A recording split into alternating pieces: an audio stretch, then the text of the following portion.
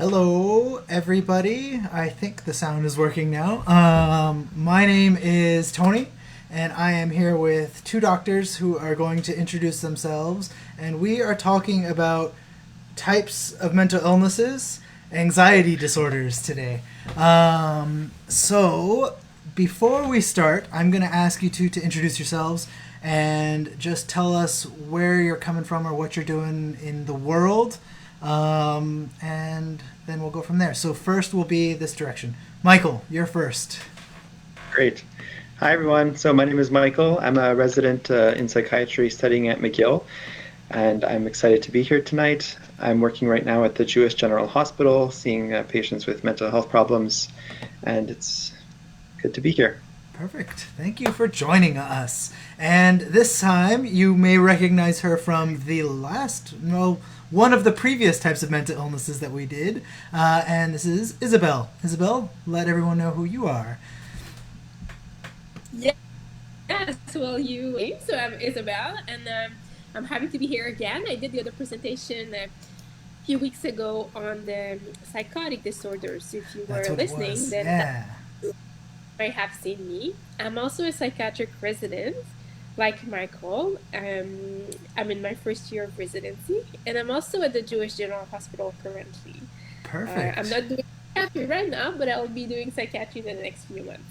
Excellent, excellent. So I always ask someone an odd question, and so I'm going to ask you. You're not going to be anything this time. You know what? We're going to get a little more personal. Tell us what your favorite type of ice cream is. Isabel, you're first. This is really difficult. Yeah, this is a really hard one. So, but actually, I'm gonna tell something that's easy. I like the mix of something with chocolate and caramel or coffee. So they can be any brand or tons of brands, but like it has to have a mix of that three combo deal. Yeah. Perfect. Just wanted to. That's a great combo. How about you, Michael? What is your favorite type of ice cream? This one's easy for me. My favorite for many years has been Ben & Jerry's chocolate chip cookie dough ice cream. Excellent. That is also a really good one. I am personally a big fan of Ben & Jerry's has like they have two different chocolate ones that are just like all the chocolates all the time. It's like brownies and chocolate ice cream and fudge and all of that. Anything with all of those things is like my favorite. And just so like here, I'm going to reach up here over the screen. So I was totally thrown off because this is why I asked this question, because this was in front of me on my shelf here. And so I was like, well, I can't ask anything. I'm thinking about ice cream now. So we're going to be talking about anxiety disorders, and we're going to kind of start from the basics. And just to let everybody know, like, we're not going to be addressing any like personal issues about anxiety that you may have. This is an informational kind of workshop. We will be able to answer some questions, but we aren't going to be able to go into like very detailed things about your specific situation or anything like that. And also anything that Michael and Isabel say is not to be taken as medical advice. I want to make that clear from the beginning. I am not a doctor, so you can take what I say as medical advice all you want, and that's fine because I'm not a doctor. And really, it doesn't matter because I'm just a guy on the internet. Don't take anything they say as medical advice, and if you have any questions, please see your primary care physician or go to a walk-in clinic and talk to a doctor if you have any real questions. So now that that's out of the way, we wanted to talk about general, like just what are anxiety disorders. And I think Michael's going to give us kind of like the intro to anxiety disorders. Yeah? Yeah.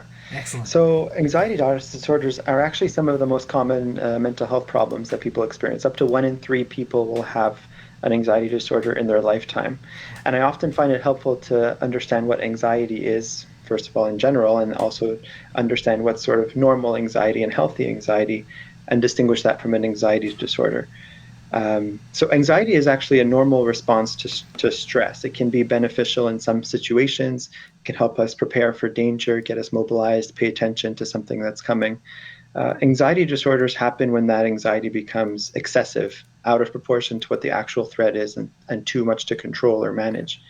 For many people, actually, it can feel like a smoke alarm going off, right? A smoke alarm that goes off constantly, even when there's no threat, and makes it hard to cope, to live a good life, to just, live well. Okay, so it's about coping then. It's about how you're coping with the anxiety in your life then. So like, would you say that like some people, well, because everybody's different then, right? Like some people may be able to experience and cope with more anxiety than others in that aspect of things, and that it's like on a spectrum, I guess you could say. Yeah. Exactly. Yeah. Yep. Excellent. Cool. So from there, I think we're gonna move on to, I think Isabel's gonna talk about specific ones and like start naming them, and like what are anxiety disorders with like real names, like things that you can like put your like finger on. Yeah. Okay. So I can name some, and then after that, like Michael, you can come back and talk more about like what they have in common, for example, and things like this. So, anxiety disorders, we normally see them like as a group of different disorders. So you've probably heard some of them. So if I talk about general anxiety disorder, this is one. It has like some specific characteristic. And then after that, there's like social anxiety disorder. This one, sometimes it refers to like when you need to do a speech, or you don't like people to watch you eating or things like this. But we can go more into details after. Okay. Then there's also panic disorders. There's agoraphobia, and then there's like PTSD, which is the post-traumatic stress disorder, or there's like OCD, which is obsessional compulsive disorder. So those are kind of the main one we normally talk about when we're talking general about anxiety. Okay, perfect. And so I have a question here, and maybe this person can clarify a little bit. And they're saying, what if you over-identify with an illness? I think we might need a bit more. I don't quite understand. Do either of you kind of understand that question, or? I could try to answer it based on my understanding. Okay. Maybe some people, when they have an anxiety disorder, can start feeling like that forms their entire identity. It becomes a part of who they are and becomes the most important part of them. With a lot of mental health problems, that can sometimes happen. And I think what maybe this question is getting at is learning to understand more about who you are as a person outside of that anxiety disorder. Okay. Trying to recognize that you have qualities that are beyond your anxiety disorder, and that the anxiety disorder doesn't define you. There are other probably really great and awesome things about you that are not your anxiety disorder. And sometimes, investing time and energy and looking into what those things are can be really helpful to get to know yourself better. Okay, perfect. Hopefully we answered, or Michael answered that. Did you have anything you wanted to say, Isabel, to like add to that, or? No. Okay, perfect. Okay, perfect. I am gonna ask you guys like if you have any input to give, and if I don't, just cut me off and be like, actually, I want to say this, because that's just kind of how it goes. So let's talk a bit about the specific ones. You named them, so let's talk about them, right? So like let's go with the biggest one, generalized anxiety disorder. It's like this big window of like anxieties. Like what does that mean? Like what does that mean in real world terms, right? Like so general anxiety disorder, it is like, so just before going that much into this detail, I just want to talk about anxiety in general. Okay. What it means. Yeah, let's do that. So, actually, that's a really good idea. Let's get a basis for this. No, because it's gonna come back, and like this is kind of interesting to talk about it, because anxiety is not always bad. So even though we are gonna talk about all the disorders, it's important to understand that we kind of need this mechanism. Like anxiety is based on our system, and we have some stress hormones that are secreted, which help us be able to react when there's like something that's going on, like Michael said, a fire, but like more like basic, like going back into the the evolution. It was like when there is like a fight, like when you need to face a mammoth, or there's like when you need to run, and then after that the other thing is like when you freeze, right? So this is important. We actually need to have something to activate us. Yeah. I'm just imagining, I'm laughing because I'm imagining myself trying to go like toe to toe with a mammoth, and that's definitely not my like, I would not win that fight. No. I'd be like running the other way, 100%. But that's what it is, right? It's like your fight or flight reaction, right? That's what I think people maybe have heard of before, is like your fight or flight reaction, and maybe that's what anxiety is. Oh no, you're both frozen. Yeah, there we go. I find it often. Sorry. No, it's okay. You were both frozen for a second there. I was just going to say, I think it's... Oh, I'm not sure if I was frozen. No, you're good. You're good. Go ahead. Okay.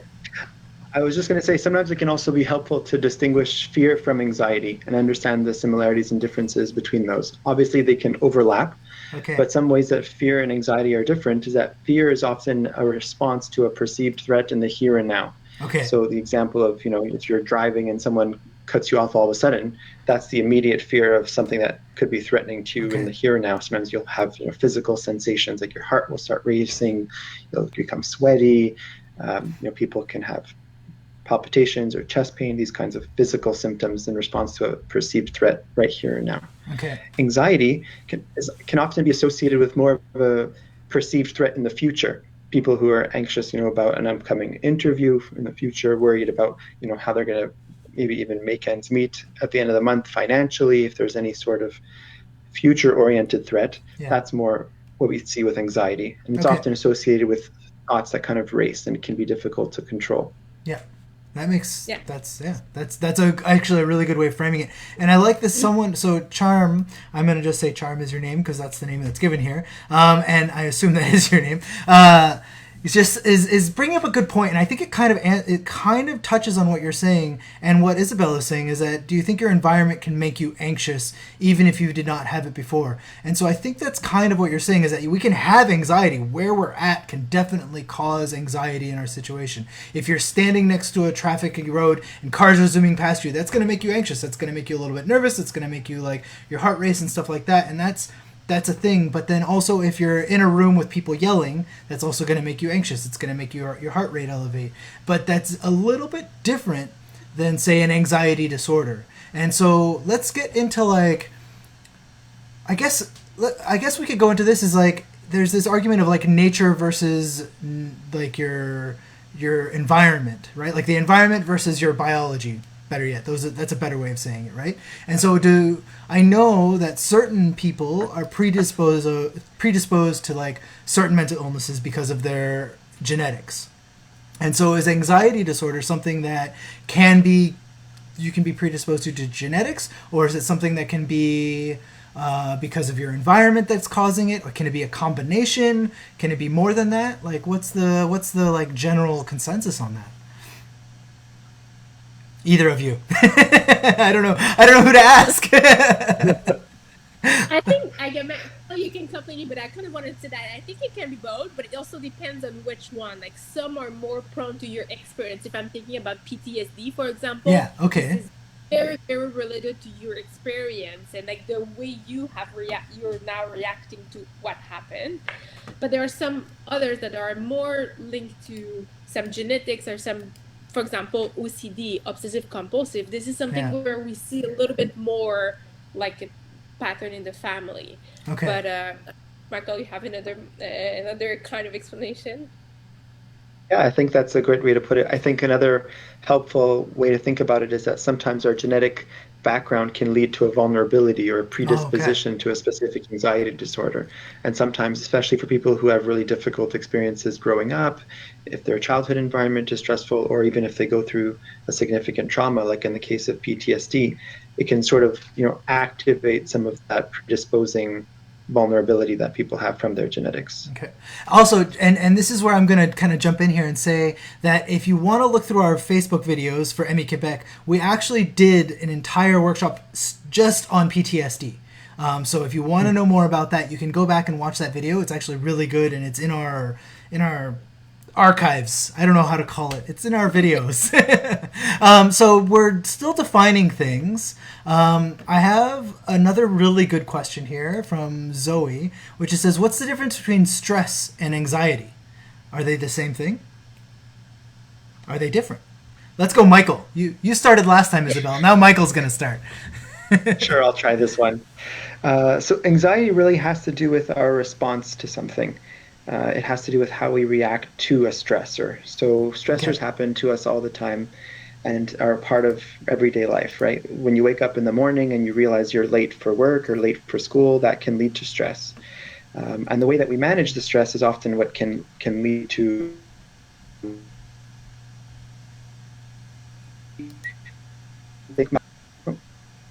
not sure if I froze there. Yeah, everything froze. Sorry. Let's you started to say stress and then it was gone. You were talking about your morning. Yeah, sorry about that. It's okay. Yeah, so stress can often be what leads to anxiety, and stressors are things in our environment that lead to anxiety and cause us to react a certain way. And based on our ability to cope, based on our resilience, based on how socially connected we are, we're able to cope with that stress well or less well. Okay. Isabel, I don't know if you wanted to add anything. No, I think that's good. I think it would be interesting also to discuss this. There was the idea that some stress, some pressure is good to achieve something sometimes, but there's a point where it kind of can become too much. So there's a curve that we normally see. Like, I don't know if you can. Yeah, we can see your hands. Just keep them close to your face.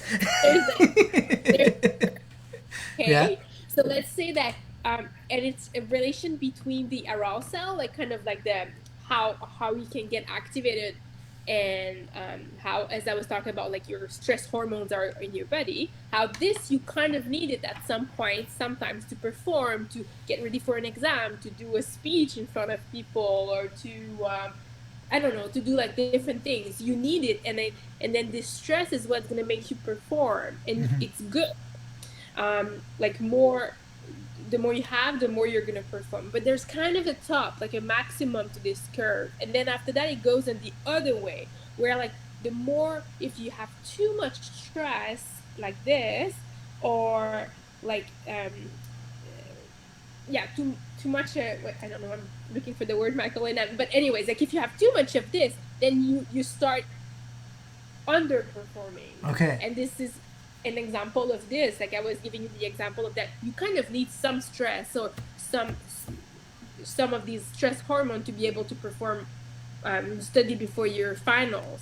But then on the other end, if you're if this becomes way too much, then you can reach the point where you're so stressed, so anxious that you cannot think of your answers anymore, and then you cannot write anymore. And then very often we're going to call this like freeze. You have like fight or flight, but the next step after that is freeze. Like you cannot do anymore. So anyways, it's just to talk about this kind of like curve proportion about that you need some, but too much is bad for you. Perfect.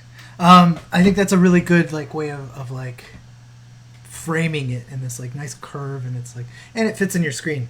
Also, so I've got a bunch of questions that have been coming in, and I just want to clarify a couple things for people that are just tuning in, or maybe just to also like kind of get things going back on the same track here. And that's that like we're not going to be answering to like very specific scenarios that are just general about anxiety. This workshop is more intended to teach us and help people give information about anxiety disorders. And so if you have questions about different anxiety disorders and that sort of thing, we're glad to answer them. But and we will talk a little bit about treatments and like ways of controlling anxiety as we go on, because it's going to naturally come up. But there is specifically a workshop that happens in the future for treatments of different mental illnesses, and that will be covered in there as well. So just to kind of like, just because I can be sure that some people might get frustrated by like not being able to get their questions answered. So Tony's asking, Tony, good name by the way, is asking, so everybody experiences an anxiety in one way or the other. And I think that is absolutely right. Everybody experiences anxiety, and it's part of our DNA. It's how you stay alive, is being able to experience anxiety. And it's when it becomes too much that you can't cope with it and it affects your life, is when it starts to qualify into becoming an anxiety disorder. And so we'll get into that in a second. And I know we mentioned a bunch of them, and so someone's asking a question specifically about one that we mentioned. So I'm gonna put that one on the screen here. So does a parent who has bipolar 2 increase the chance that their child has an anxiety disorder? In this case, the child was diagnosed with agoraphobia. And can you describe how agoraphobia affects the fear of traveling in a car on a long road trip?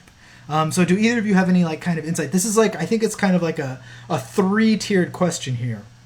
There's the like the family history, then there is the individual's like diagnosis and that, and then also what is agoraphobia and how does it manifest itself in people. So let's just like break that down in easy ways. I can just say a little something about like the bipolar 2 and then the family history, and then Yeah.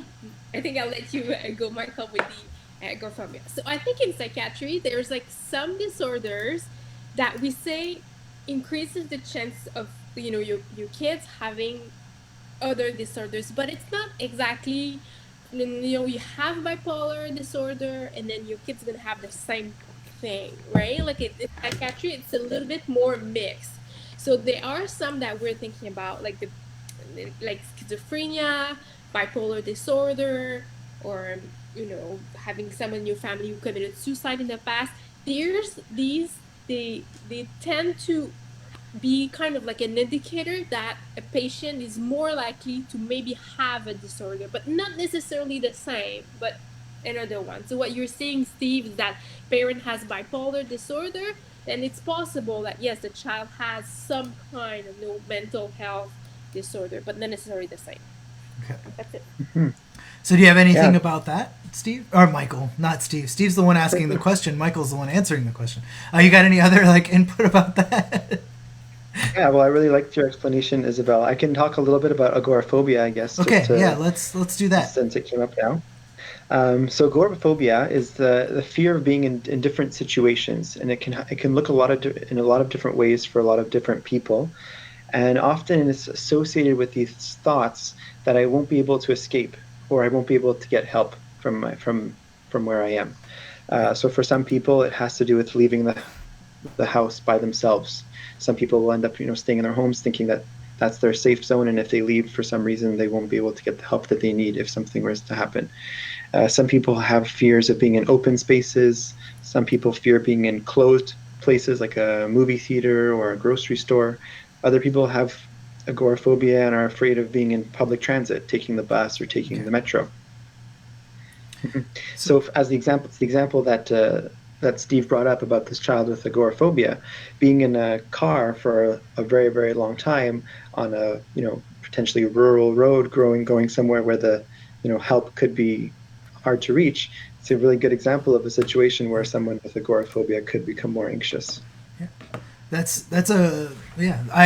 I'll give you a real life example too. Like I have a family member who has agoraphobia, and she's actually managed to like overcome it over like a lot of therapy and different of ways of like working and coping with it. And so we were on a jet ski once in the lake behind her house, and all of a sudden she was hit with this intense panic of not being able to like get back into her house. And it was like a genuine fear that she had that she was going to get stuck on the lake on the jet ski, and we had to immediately go back. And she was ready to jump off of this jet ski to like swim back if she had to. So that's like just to kind of like put it in like a real scenario. But like I think these are all like what you said were a lot of really good scenarios of like of real life situations that people could be in where it would like come into action. And so here we have someone who's saying, Robin's saying that she has agoraphobia and her 2 children have followed suit. So maybe there is like a biological aspect to it that is follows. There's also, as we were talking earlier, there's the environmental also. Yeah. Like if you as a mother have agoraphobia, sometimes it's hard, like when your kids they're growing with you, so they sometimes influence as well. And I think there's another thing I wanted to talk about, like for example agoraphobia, but it can apply to any other actually anxiety disorder, but even larger. So there's always this notion that it has to be different ways of writing it in the DSM, but it doesn't matter. The idea is that it has to be out of proportion. It has to be more than anybody. So going back to agoraphobia, for example, like I'm sure that like if I lock you in a door Yeah. with no light and like no keys and like you're there, you will not like to be stuck in a Yeah. small room and you will get anxious. But that's but again, like what you were telling Tony is like the out of proportion. All of a sudden, that Yeah. person cannot do anything else, cannot think about anything else. Like it's all occupying the brain, and like they're just like she cannot think of something else. So Yeah. it's really more than anybody else around. So there's this idea of out of proportion. And the other idea that we very often see as well with like mental health is that it needs to affect like either your social environment or your work, or it needs to have like an impact, kind of a consequence. Because Okay. if it's happening and you live very well with it, it has no consequences, but we're gonna have more difficulty to say that it's actually disorder. Yeah. Okay, so I've got a couple. Do you have anything else to add, Michael? Or because I know we were you started that was great. Okay, perfect. Yeah. So I've got another 2 questions here. One is here. We'll go with this one first. Do you think there's a connection between the stars and astrology and or spiritual awakening and anxiety disorders?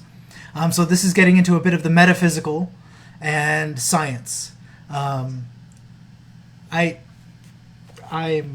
don't have an answer for this.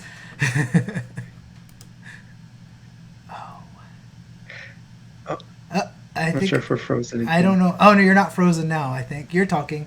Maybe Isabel. Isabel was starting to say something. I'm not sure what you were gonna say. No, I was about to say that I have no idea. You don't know? Yeah, like this is the thing, right? Like I think this is getting into the like metaphysical, which is, I think we're gonna try to stick to the science part of it, and like astrology and spiritual awakening is a more, I don't know. I could maybe just mention one thing. Yeah. In our Western culture, we really have a scientific worldview and understanding of the world, where everything that we believe is real and exists is measurable and is scientific and is found in studies and surveys and these kinds of things. And I think what maybe Charm is bringing up is the idea of different people having different understandings of where anxiety comes from. Okay. In some cultures, right? It could be thought of as a spiritual problem. In some cultures, it could be related to, possession or different things. Depending on where you're coming from, there's different influences or understandings of where anxiety disorders come from. Ultimately, though, the thing that we all want to hopefully get away from this talk is that there's always hope. That there's always an opportunity to get help, regardless of what your culture is or what your understanding of the cause of your anxiety is.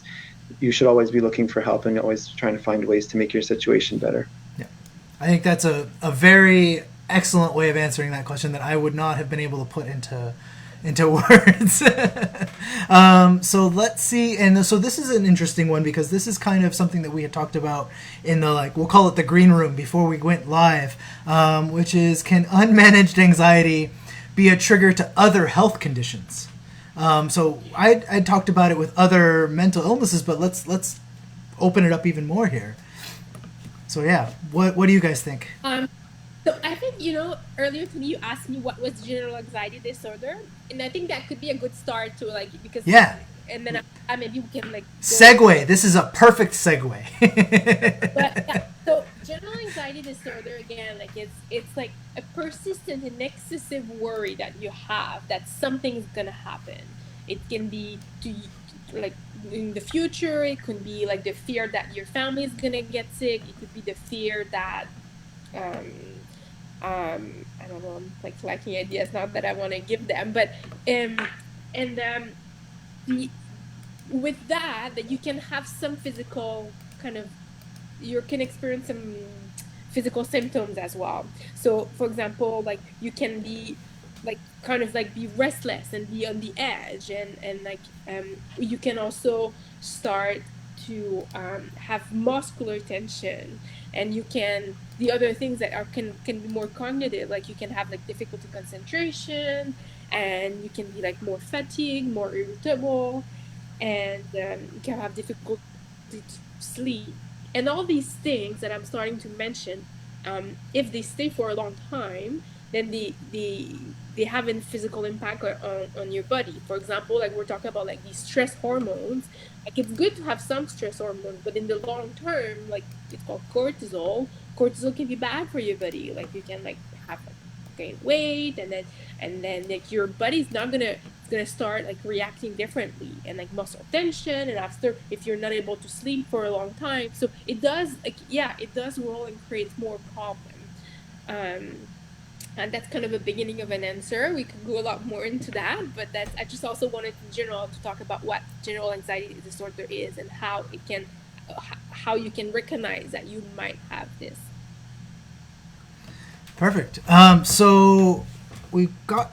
Was that kind of like the basics then? I'm sorry. I was like reading and trying to figure out what's going on, so I kind of lost it a little bit there, and I apologize. I'm trying to stay on track here. So that was a general anxiety disorder, and there was something else that was going to come after that, which was something that Michael was going to talk about, and that was panic disorders. Does that make sense? Yeah. Yeah, let's talk about panic disorder. Let's talk about panic disorders. Sorry, guys. That was like that happens every once in a while. Like, there's a lot going on my side of the screen here. You're doing a great job. Thanks for managing all the comments. Yeah. Let's talk a bit about panic disorder. We can't talk about panic disorder without talking about panic attacks. Okay, yeah, let's do that. Let's start with that. Let's start with what is a panic attack? What is that? Yeah. What is that? Panic attacks are interesting because often people have physical symptoms more than emotional or mental health symptoms. So people can experience symptoms like chest pain, difficulty breathing, choking sensation, tingling in their hands or feet, numbness. Some people get dizzy or lightheaded. And very often, because of these really intense physical symptoms, people can think that they're having a heart attack or a really significant physical health problem. Yeah. So a lot of people who have panic attacks, especially for the first time, might show up in the emergency room and be seen for the first time coming to medical attention in the emergency room. The important thing to know, though, is that a panic attack is not dangerous. Contrary to a lot of popular belief, you're not going to have a heart attack if you're having a panic attack.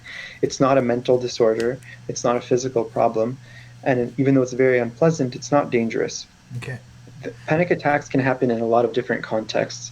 People can have panic attacks in very stressful situations. People can have panic attacks because of an underlying mental health problem. For example, people who have other anxiety disorders, who have major depression, are at higher risk of having panic attacks. When panic attacks turn into a panic disorder is when people start really fearing the panic attacks. Okay. They start avoiding situations maybe that they think will lead to the panic attack. They could start having a lot of thoughts and worries, anticipating a panic attack in the future. And that's when a panic attack becomes a panic disorder. Okay.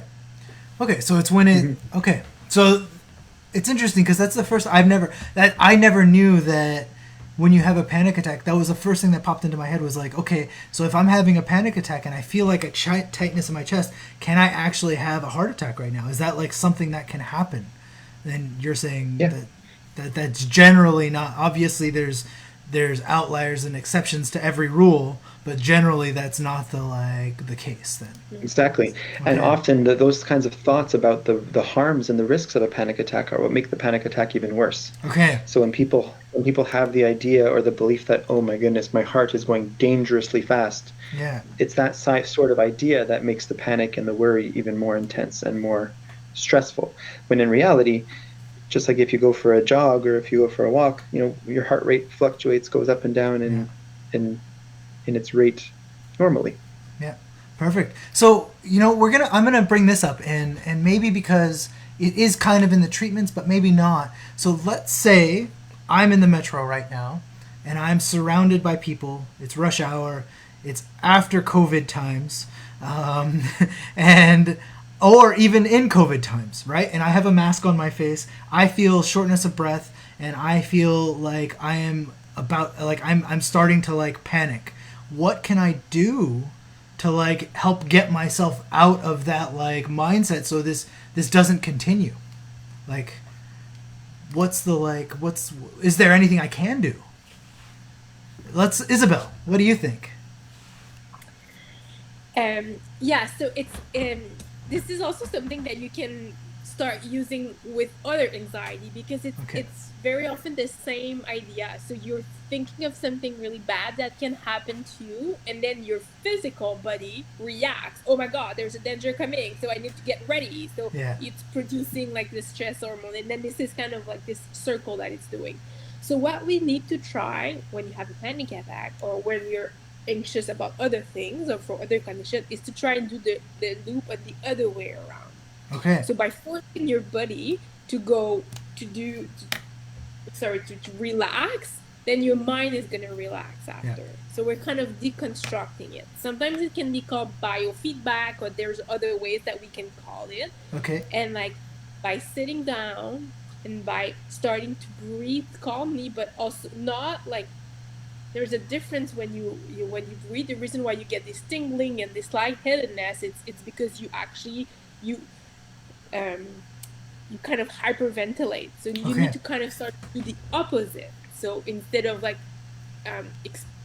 doing your expiration really fast, you need to make it longer. So okay, like so taking deep breaths and just like, well, not so much deep breath, but like like long expiration. Longer. Slow breaths. Slow breaths. Okay, slow not deep ones. Yeah. Okay. So slow your breathing down. Okay. That's kind of the idea, like to undo this process. Okay.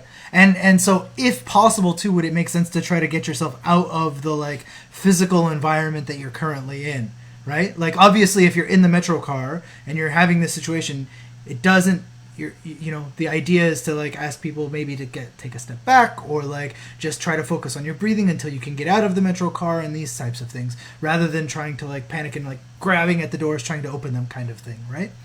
That's you need to show your brain that there's no real danger. Nothing is gonna happen. So if you keep having these like all stressful and stimulation around you that are making you stress, your body's gonna keep thinking that there's a big stress happening. Okay. So you kind of need to trick your body by removing all of this. All right. So if I just moved the whole screen there. If anyone has any questions about panic disorders or like generalized anxiety disorders, we're kind of like we're moving along, but if you want to jump back to them, feel free to ask them in the comments. We won't cover any information again, but like, you know, we'll try to like answer anything that we haven't answered yet. So, and S8, I don't know how to say that. I'm just going to say, they're saying thank you, Isabel. So let's move on to social anxiety disorder. What does that mean? What is it? I don't know. Okay, so I kind of like started giving a few examples earlier, but I can go more into it. So social anxiety is that, you will start to be like uncomfortable or embarrassed or thinking about the future when either when you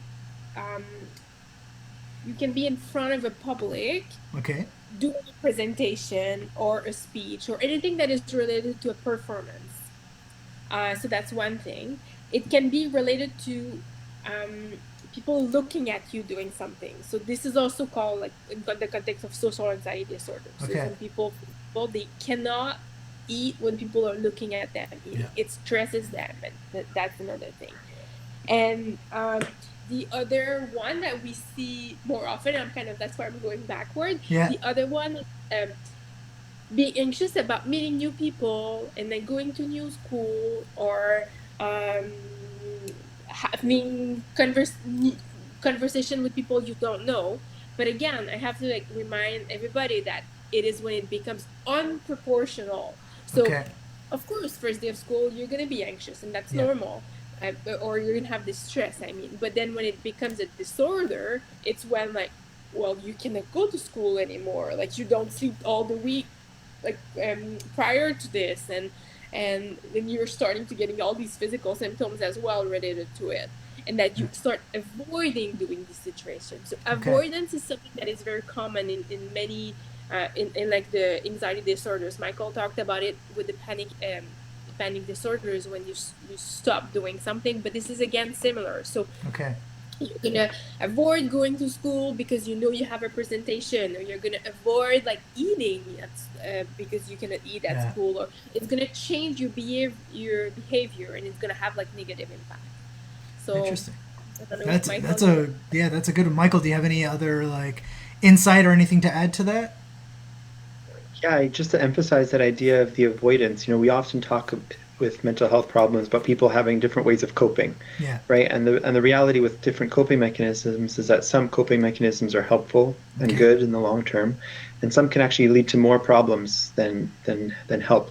So for a lot of the anxiety disorders, as we avoid those things that make us anxious, what ends up happening is the anxiety disorder takes up more and more space in our lives. Yeah. And so all of a sudden, it's not only going to, your first day of school that you're not able to do, it's even just going to a party at your friend's house. Okay. And then it becomes not being able to, go over to see your family members. And then it goes to not being able to speak to strangers at all.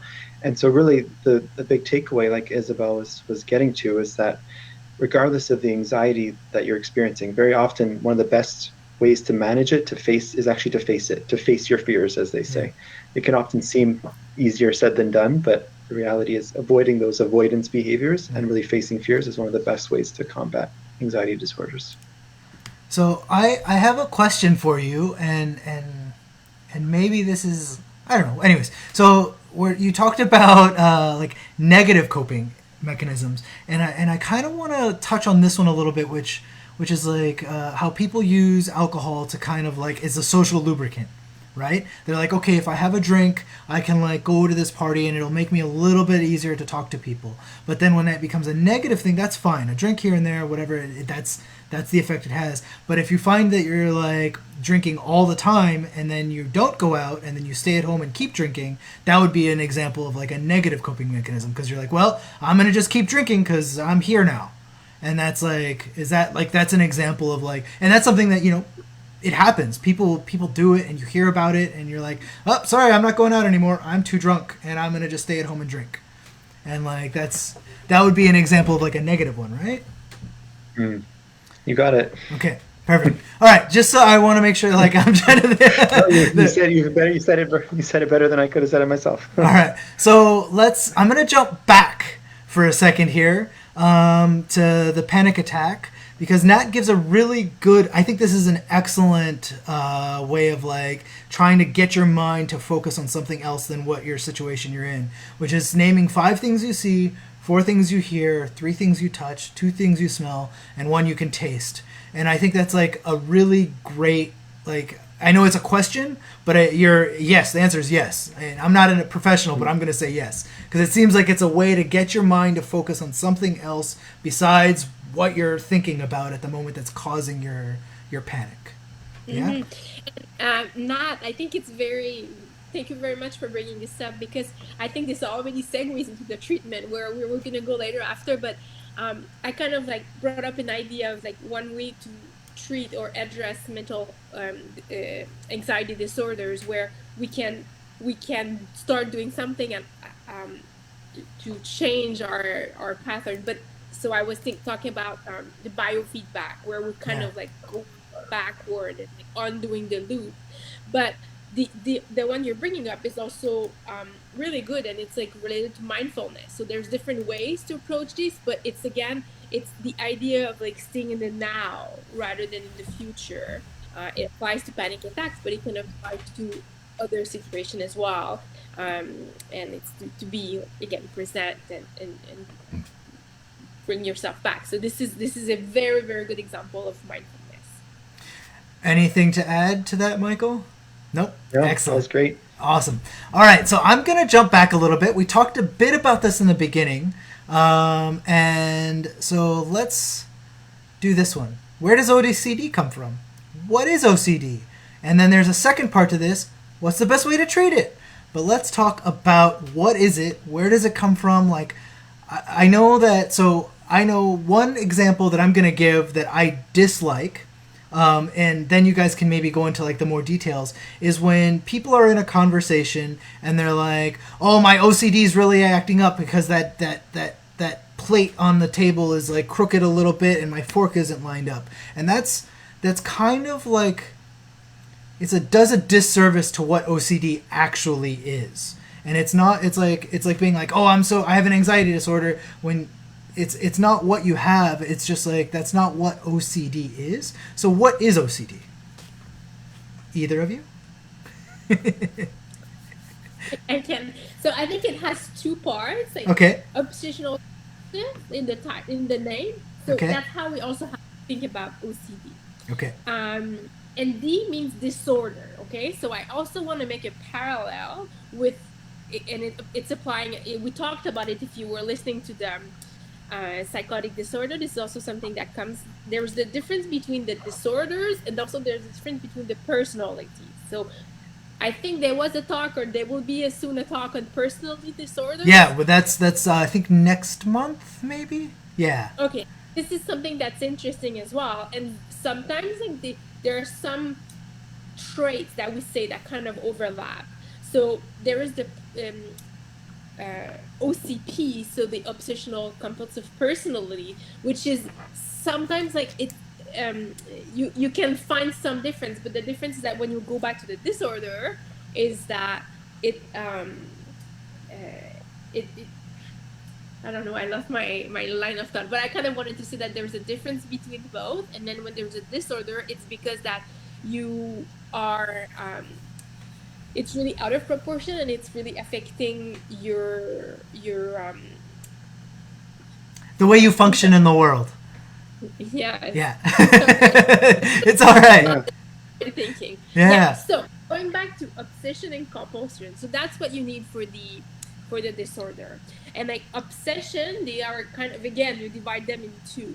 So it's like an intrusive thought, an idea, or that comes to your mind, and you kind of cannot control it. That's the other thing. So you're trying to ignore it.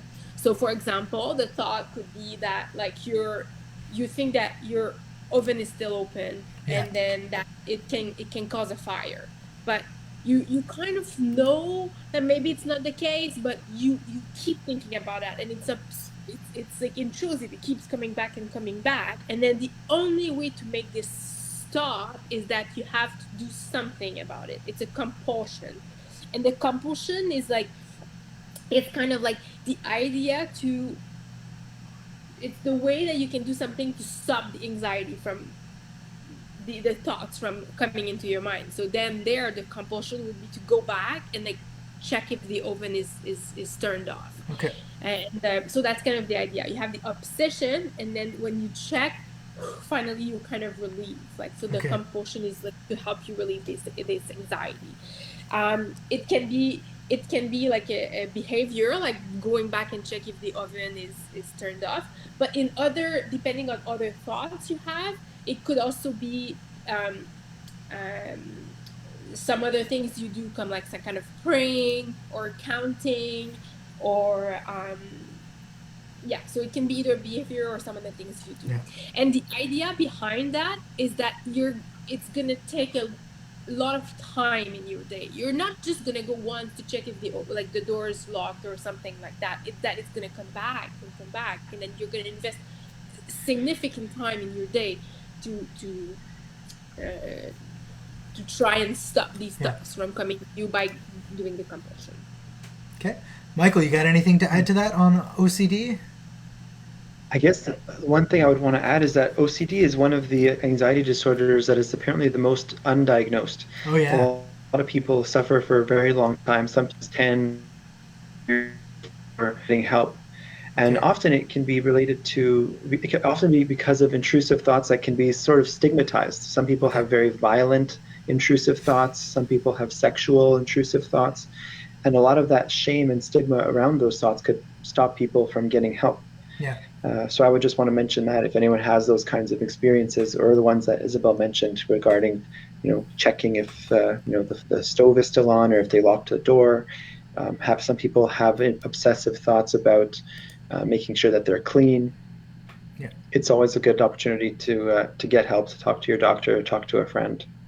Okay, so a really good question came up in the comments here, and people and someone, Nat, gave a recommendation, and I kind of think it would be a disservice to not address this because that's kind of what AMI-Quebec does. And so I'm gonna put it up on the screen here. And so, does a parent who passes on their anxiety, like continuously crying to their child, actually only blame it only to their disorder?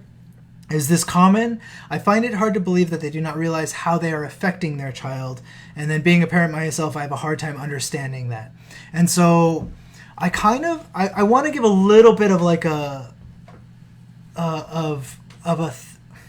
statement, I guess you could say, is that mental illnesses are like it's not something that people can control, right? And so to say that a parent, and I'm going to take this off the screen because it's going to distract me, but so like parents aren't crying and then or experiencing anxiety and intentionally trying to traumatize or hurt their children. This is their lived experience. In the same way that you wouldn't blame, quote unquote, a parent for having a broken leg and not being able to care for their child while they have their broken leg. They need help, right? And we get that help by seeing a doctor, by having their leg set into a cast, and by healing. And I think that we have to take the same approach with mental illnesses as well. We can't. That's where the stigma comes in and the shame of people not getting help, and that's what this causes, this like generational trauma, I guess you could call it, of like children of people whose parents for whatever reason aren't able to care for them to the best of their capacity, and then they overcompensate or they do something else to their kids, and then it just like it continues this trauma that goes on. And I don't know if I'm being really clear with that, and maybe Michael and Isabel have a bit of insight about this, but I think this is a really important topic in terms of talking about mental illness and how people experience it, and especially as parents. Like, I'm a parent as well, so I understand where you're coming from, and so I just want to make sure that we're not stigmatizing people for having mental illnesses and maybe not being the best parent that they can be because of their mental illness, but they are seeking help. Yeah. Anyways, maybe Michael and Isabel have something else to say. One little catchphrase that I like that helps me in those kinds of situations, is the idea of being curious instead of critical. Yeah. And sometimes when we come across a situation where someone is doing something that we don't understand or that's annoying to us or that we think is wrong, it can sometimes be helpful to think about, I wonder what they're going through. I wonder what happened to them. I wonder what's causing them to do this or to say that or that sort of thing, rather than being really quick to judge and criticize. Mm-hmm. I'm not saying that's what you were doing, but just to think. Yeah. Isabel, do you have any comments on that? Yeah, I don't know. I don't have any comments. Okay, that's fine. We don't have to have answers for everything. So, yeah, so I want to and this is not anxiety disorders, and Nat recommended a book, or maybe it's a series on healing trauma and addiction. And so addiction is a really good example of where parents specifically cannot, it's a mental illness, so they're not saying I'm choosing this addiction over my child. It's not an active choice that people are making. And I think that the same thing can apply for any mental illness. They're not actively choosing to be depressed. They're not actively choosing to be experiencing anxiety and unable to control their emotions or anything like that over caring for their children. It's in their body. That's how they function. And it's in their brain. That's not like an active choice. And I think that's an important thing to state. Sorry. All right. So I just wanted to address that because it came up in the comments, and I wanted to that's a big part of what AMI-Quebec does. And so if anyone finds themselves in this situation where you have family members that you're concerned about, we offer services for that, for counseling. We can direct you to services where people can get help. And I think that's important to make sure that people know that there is help out there, and that they can get help, and it's always a possibility. And hope. Michael mentioned it earlier. Hope. That's an important thing to push forward. So I think that's all the questions I've gotten. I think I've answered everything. If I have a ton of questions here, and I'm scrolling through on a very little screen. So if I didn't answer your question and you really want to get an answer to it, we've got about 10 minutes left here. So we can go into that. And while I'm waiting for these questions to come in, Julie's asking a question, which is something that we were going to talk about, which is some more strategies to cope with different types of anxiety. So, how can we kind of like, what are some things we can do? I think there was two more things I really wish I could address, and it's about these like ways to address and help with stress. So initially we mentioned the biofeedback. So this is kind of the breathing and the breathing exercise, and there are tons of applications that you can download on your phone for that. Like there's Respire Relax, and then even on the Apple Watch there's one, or any kind of like, there's tons there. There is like the mindfulness, and again, this is the one that we earlier discussed, and I think Nat gave an example of what mindfulness can be. But again, there could be different ways. So you can find how to do mindfulness in a way that kind of speaking to you. So there are different apps again on the phone, and there's even some on Netflix now. So Headspace is one, and there's Calm, and there's others. And another area is it's the kind of like thoughts that you keep having, and then they're kind of what's the word, Michael? Like, you know, where cognitive distortions. Yeah, thank you. So there's like some cognitive distortion. So these are things that people with anxiety, they often kind of have. And for example, there's like overgeneralization. So, you know, you heard something about a friend saying something and then bad about you, for example, and then you think that everybody will think that, or personalization. You heard something in general and then you kind of direct it to you, and like very many negative things, or polarized thinking. So it's all black or all white, and there's tons of it. So you can Google it, like cognitive distortions, and you'll see there's like many.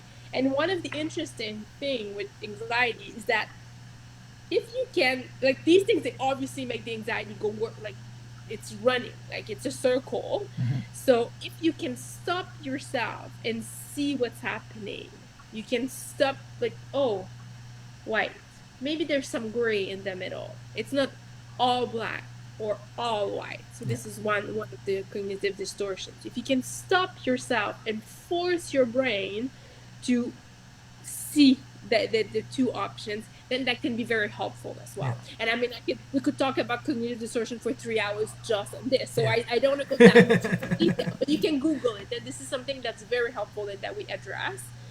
And one more thing that I kind of want to mention is that with anxiety, there's kind of 4 components that we sometimes say that there is that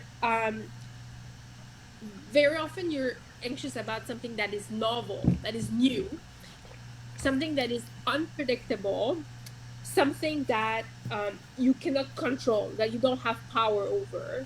And then the fourth thing is something that will very often go to like affect your ego, or like has an impact on your social representation, or what people think of you.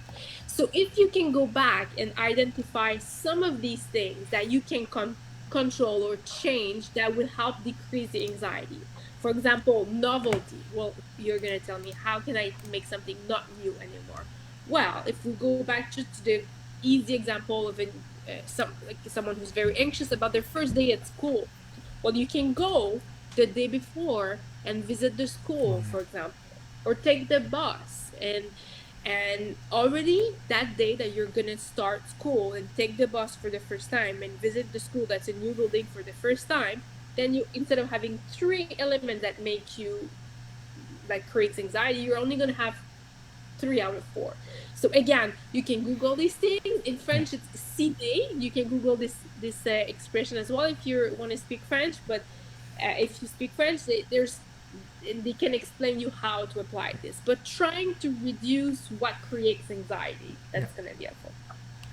Anything to add to that, Michael? Coping with anxiety, I think there would be 2 other things I would want to mention. One is lifestyle. Okay. You know, very often we think about medications, we think about therapy. Those are often 2 of the big cornerstones of of treatments that we have in mental health.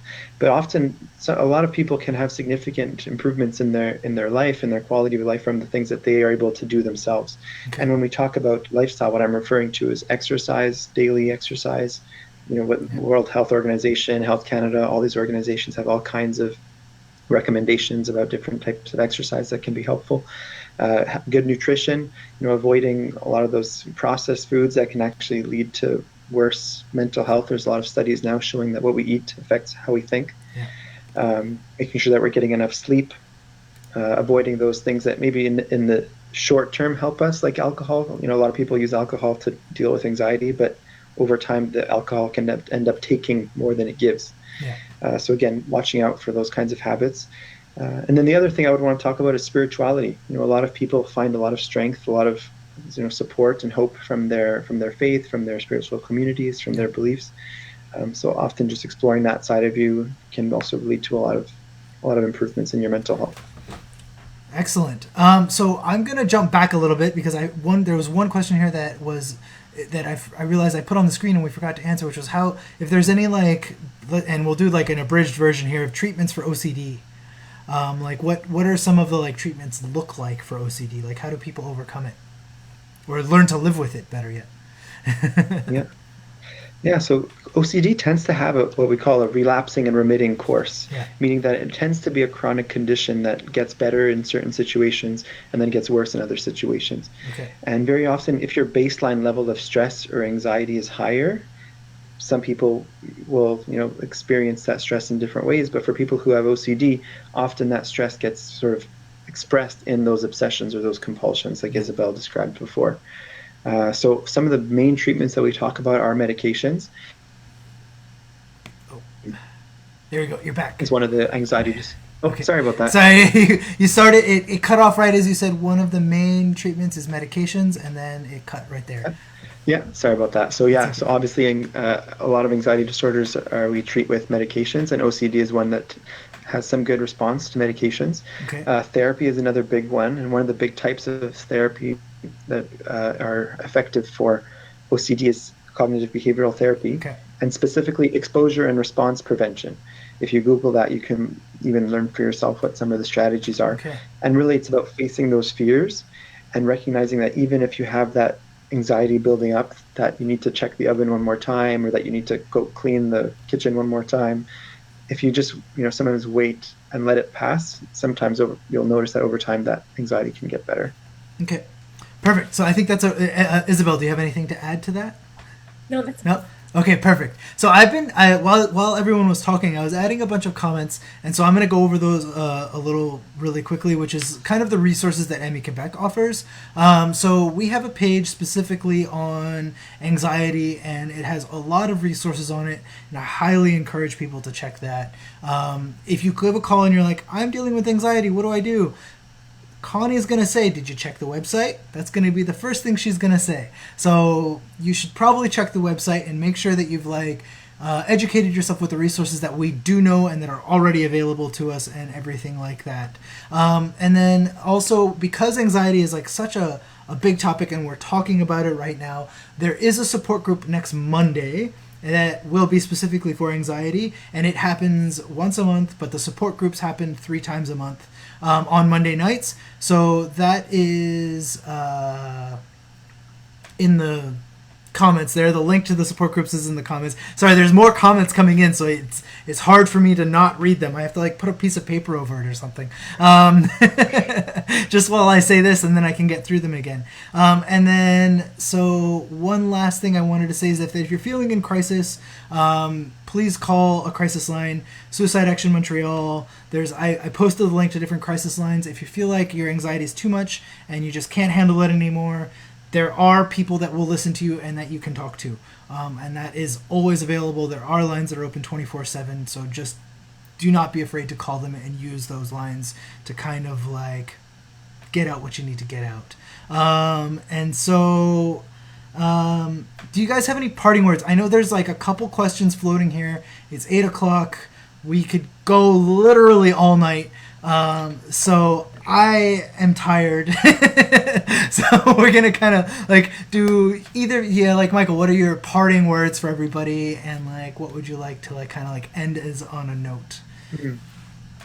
Anxiety is super common. There's no shame in recognizing that you struggle with anxiety, and you should always get help if you need it. Perfect. Short and sweet. How about you, Isabel? I think I would like to say to be kind to yourself, because sometimes like we're really hard on ourselves and we're expecting a lot of ourselves, and just to treat yourself like you would want to treat a friend who's coming to you for something like that. Excellent advice. So I am going to say goodnight to all of you, and my parting words are going to be very similar to what Isabel said, is just make sure you take care of yourself. You can't help other people if you can't take care of yourself, and that's self-care is super important. And if that means you need to just like sit down and do nothing forever, and it feels like forever, then that's what you need to do to take care of yourself, then do it. And then your responsibilities will still be there when you come back. And so that's what I've got to say, is make sure you take care of yourself and have a good night. Goodbye, everybody. Thank you.